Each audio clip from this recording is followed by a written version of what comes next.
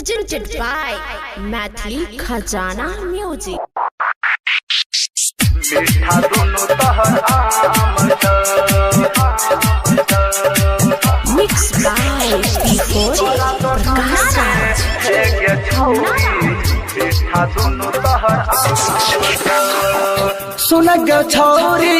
बाजार बहली सुनग छौरी बाजार बहली सुनग छौरी बाजार बहली तोरा दुकान में ले खाली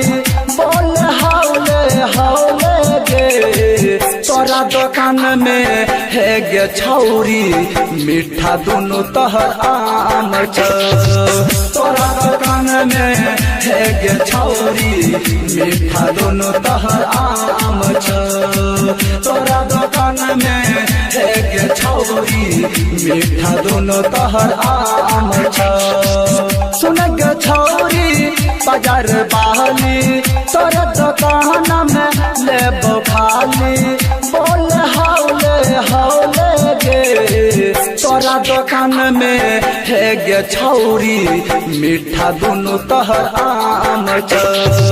तोरा दुकान में है गे छौरी मीठा दोनों तहर आम छ तोरा दुकान में है गे छौरी मीठा दोनों तहर आम छ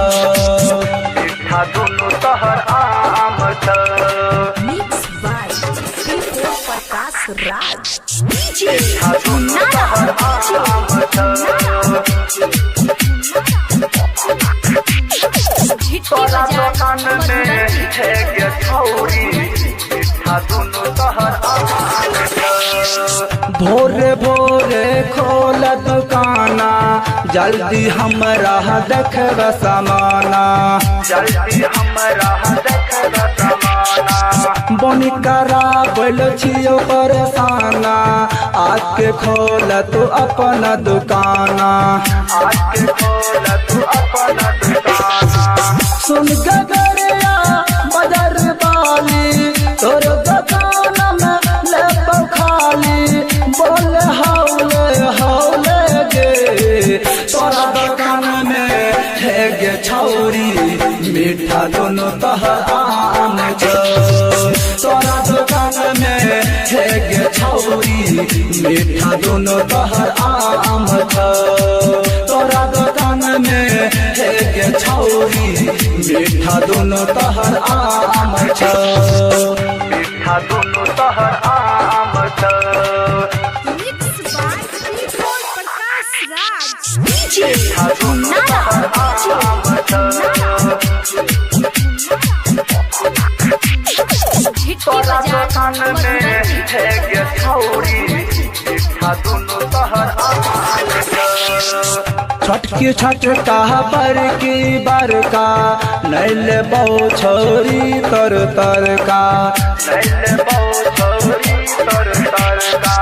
खाय में आबै छी जब माजा जब तक माल रहै छी ताजा जब तक माल रहै छी ताजा सुन के छौरी टिकला बाली तोर दुकान में ले खाली बोल हौले हौले गे तोरा दुकान में है गे छौरी मीठा दोनों तहर आम छ तोरा दुकान में है गे छौरी मीठा दोनों तहर आम छ